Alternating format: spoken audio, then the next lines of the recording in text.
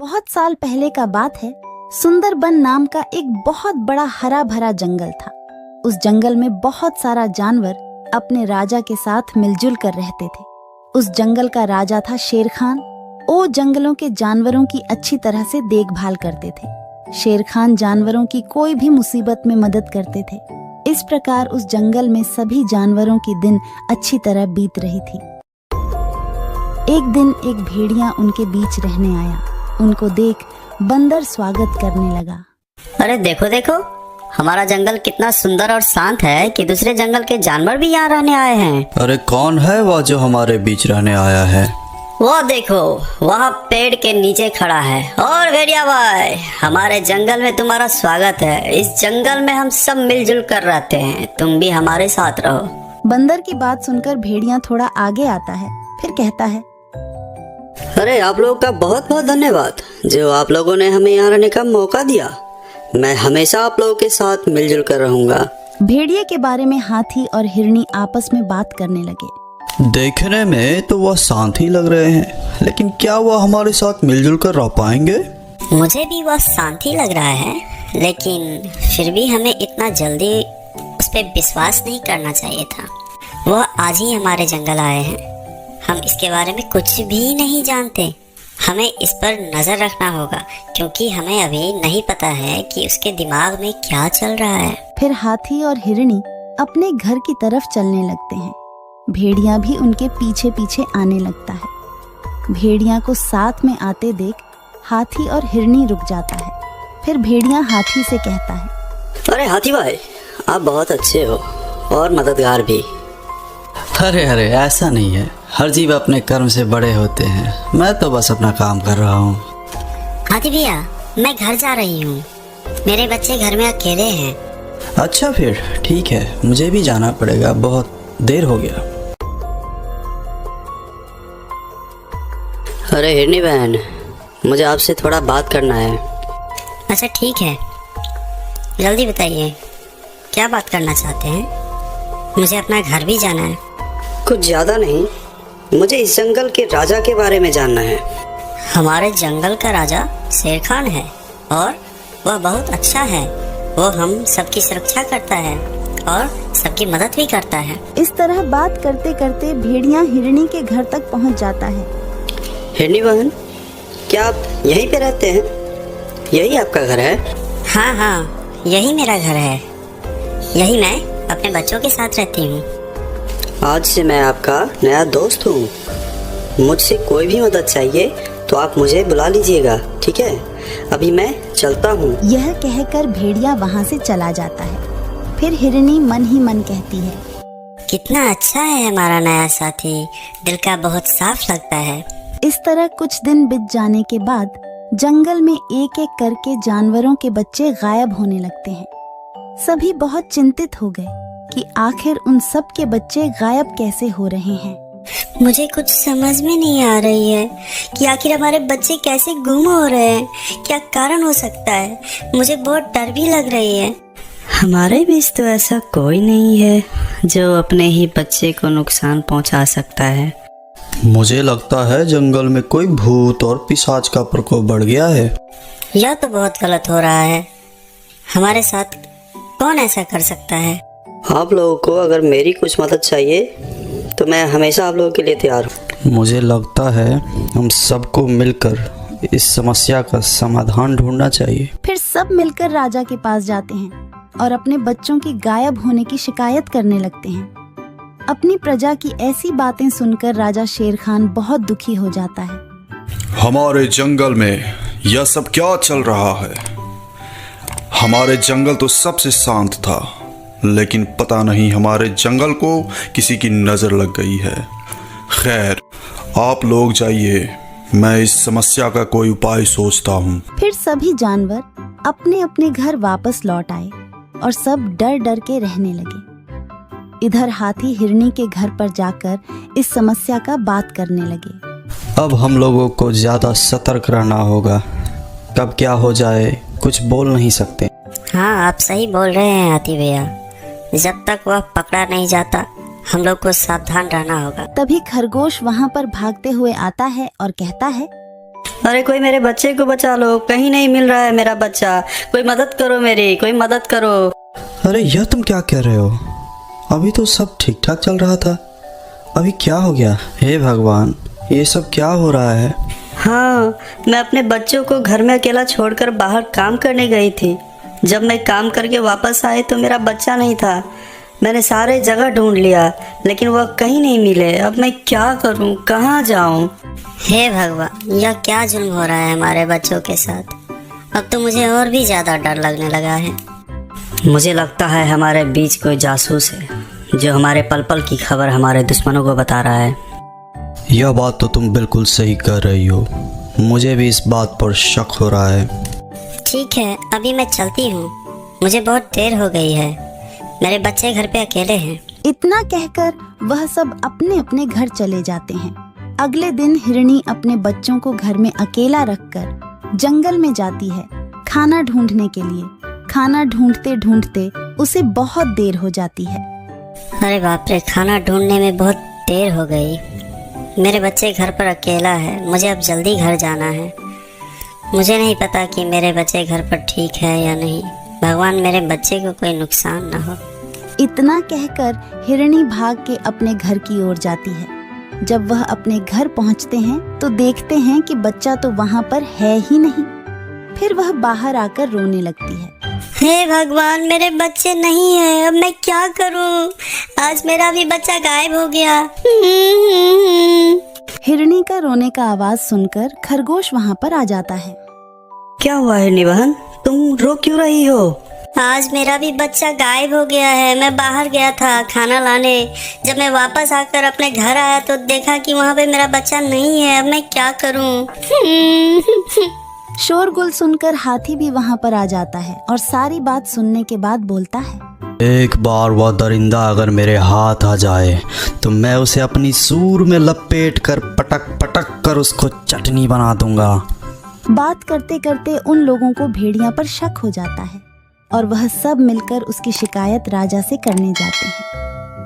महाराज, मुझे तो पूरा शक है कि वह भेड़िया हमारे बच्चे को शिकार बना रहा है, लेकिन वह बहुत होशियार है, वह कोई भी सबूत नहीं छोड़ रहा। मुझे भी उसी पर शक है महाराज, क्योंकि उसके आने के बाद ही जंगल में ये सब चल रहा है। आप लोग सही बोल रहे हैं, लेकिन मैं राजा हूँ, मुझे तो सबूत चाहिए। मैं बिना सबूत का उसे कुछ भी नहीं कर सकता। आप लोग उसके खिलाफ सबूत लेकर आइए, फिर मैं उसको दंड दूंगा। महाराज शेर खान का बात सुनकर सभी जानवर बहुत उदास हो जाते हैं और वह सब वहां से वापस आने के बाद आपस में बातें करने लगते हैं। अगर उस भेड़िया के खिलाफ एक भी सबूत मिल जाए तो मैं खुद ही उसे मार के ख़त्म कर दूंगा, फिर राजा का कोई ज़रूरत ही क्या पड़ेगी। बिल्कुल सही बोल रहे हो। हम लोग राजा के पास बहुत उम्मीद लेकर गए थे कि वह हमारे मदद करेंगे। ऐसा राजा का क्या लाभ जो हमारी मदद नहीं कर सकते, हमारे बच्चों को हिफाजत नहीं कर सकते। देखो भाइयों, अभी यह वक्त राजा का बात करने का नहीं है। इस विषय में हम बाद में भी सोच सकते हैं। फिलहाल तो हमें उस राक्षस को पकड़ना है जो हमारे बच्चों को गायब कर रहा है। मुझे तो उसी भेड़िया पर ही पूरा शक है। वह अच्छा बनने का नाटक करके हमारे साथ यह सब कर रहा है। हमें कुछ ऐसी योजना बनाना चाहिए जिससे हम उस राक्षस को नंगे हाथ पकड़ सकें। हम सब अपनी अपनी योजनाएं बनाएंगे और जिसका योजना सबसे अच्छा हुआ हम उस पर काम करेंगे। चलो राजा के पास चलते हैं। योजना के अनुसार बंदर सारे जंगल में राजा के साथ बैठक की घोषणा करता है। फिर सारे जानवर राजा के पास चलने लगते हैं। इधर भेड़िया झाड़ में छुपकर सब कुछ देख रहा था। अच्छा, तो राजा के साथ आज सारे जंगल का बैठक है, तो सारे जानवर राजा के पास ही जाएंगे, यानी सबके बच्चे घर में अकेले रहेंगे। आज मुझे फिर से शिकार करने का अच्छा मौका मिला है। फिर भेड़िया अपना शिकार ढूंढने के लिए आगे बढ़ता है। यहाँ सभी मिलकर महाराज शेर खान को भेड़िया के खिलाफ सबूत दिखाते हैं और वह बोलते हैं कि महाराज, आज भेड़िया को नंगे हाथ पकड़ने का अच्छा मौका है। फिर महाराज शेर खान जानवरों की बात मानकर उस भेड़िया का पीछा करने लगता है।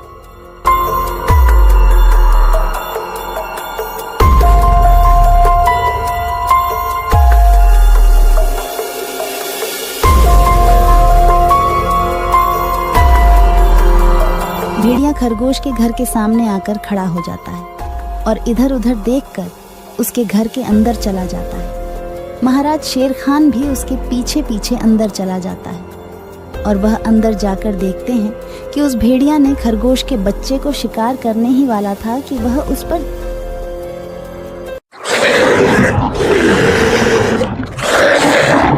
और उसे वहीं मार देते हैं। तो दोस्तों, ये कहानी से हमें यह सबक मिलती है कि हमें नए लोगों को मदद तो करनी चाहिए, लेकिन उस पे आंख बंद करके कभी भरोसा नहीं करनी चाहिए। दोस्तों, मेरे इस चैनल को जरूर सब्सक्राइब करें। आपका बहुत बहुत धन्यवाद। बहुत साल पहले की बात है। सुंदरबन के जंगल में शेर खान का शासन था। शेर खान दिल का बहुत अच्छा था। शेर खान हमेशा जंगल के जानवरों का ख्याल रखता था। एक सियार शेर खान का वफादार मंत्री था। वह जंगल में घूमता और सारे समाचार लाकर शेर खान को देता रहता था। एक दिन सियार शेर खान के पास आया और कहा, महाराज, जंगल के सभी जानवर कह रहे हैं आपके बाद इस सिंहासन पर कौन बैठेगा, इसीलिए ये सब कह रहे हैं कि आपकी शादी हो जानी चाहिए, क्योंकि आपका संतान ही आगे चलकर इस जंगल का राजा बनेगा। हाँ, जंगल की जानवर सही कह रहे हैं। मेरा संतान ही आगे चलकर इस जंगल का राजा बनेगा, इसीलिए मैं अवश्य शादी करूंगा। तुम शादी की तैयारियां करो। फिर शेर खान की शादी बड़ी ही धूमधाम से हो रहे थे। जंगल के सभी जानवरों को शादी में बुलाया गया था। सिर्फ एक छोटे से चूहे को छोड़कर शादी में बहुत सारा खाने पीने का इंतजाम किया गया था। सभी जानवर पेट भर खाना खाया। इधर चूहा को निमंत्रण ना मिलने के कारण वह बहुत गुस्से में था। ये शेर तो बड़ा ही घमंडी निकला। उसने मुझे शादी में ना बुलाकर मेरा अपमान किया है। मैं इसका बदला अवश्य लूंगा। इस बात को लेकर चूहा बहुत ही नाराज था।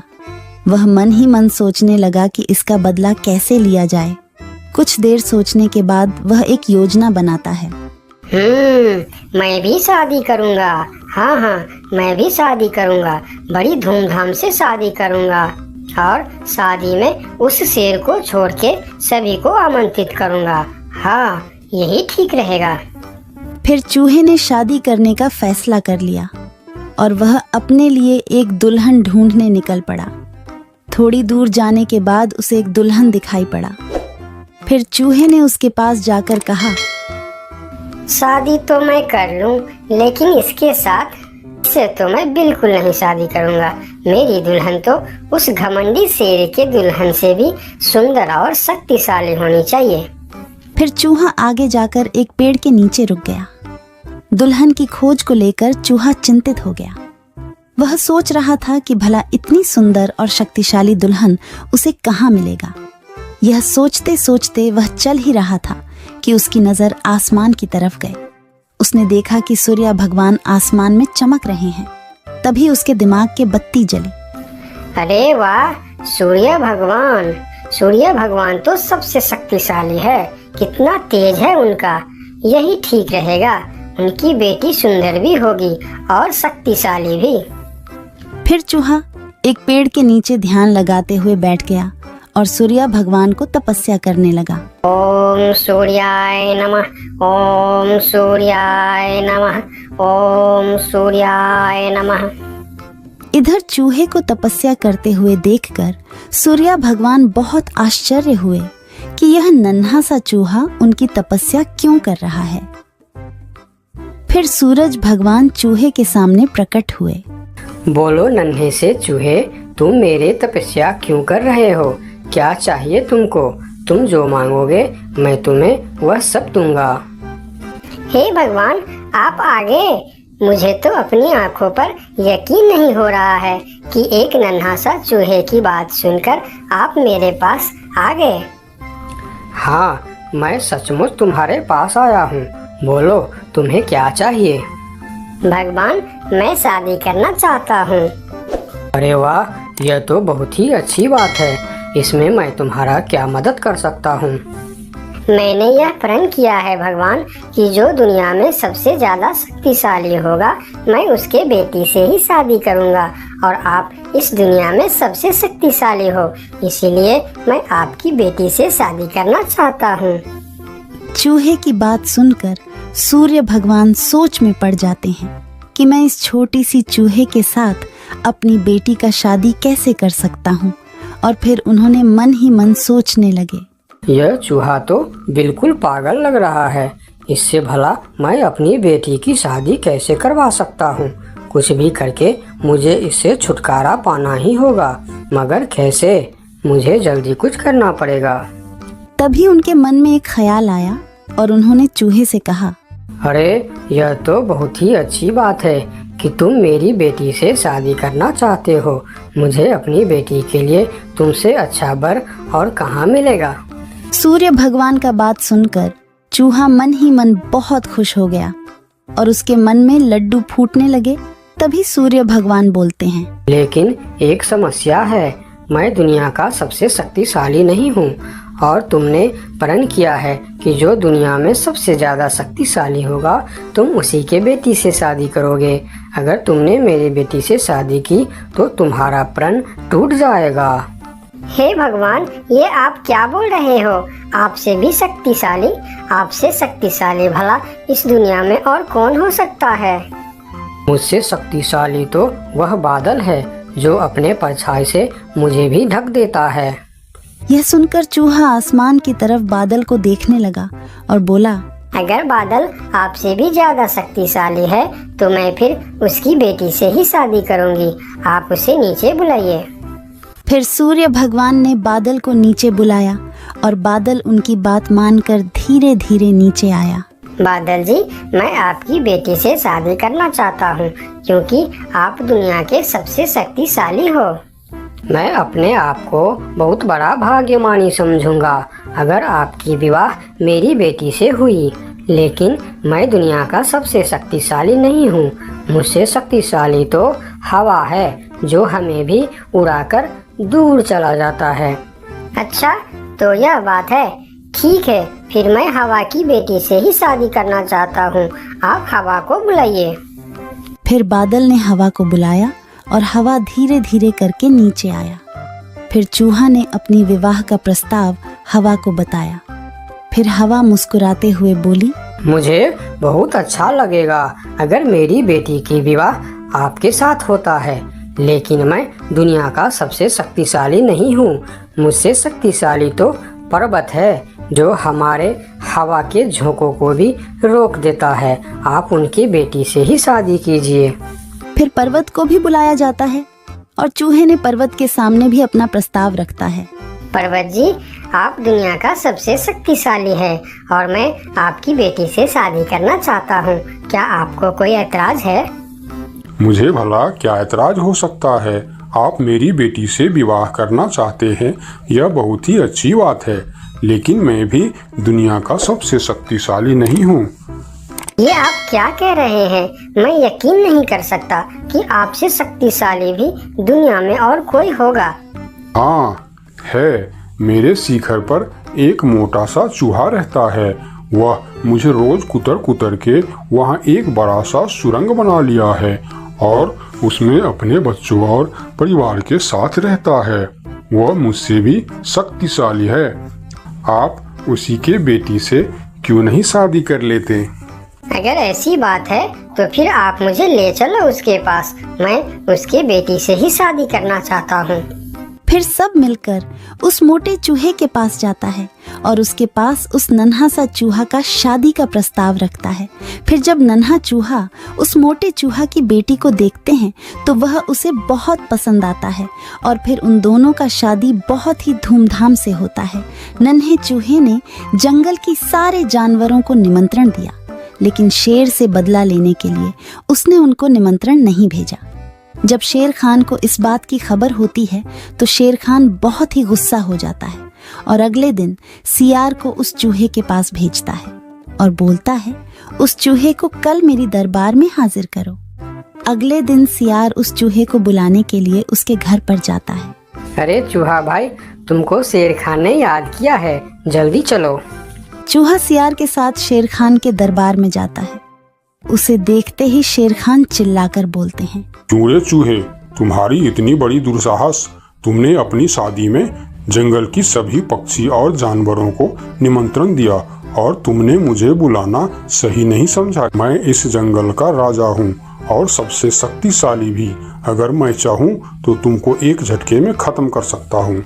मुझे माफ कर दीजिए महाराज, जब आपने अपनी शादी में पूरे जंगल को निमंत्रण दी और मुझे नहीं दी, तब मुझे भी ऐसे ही दुख हुआ था।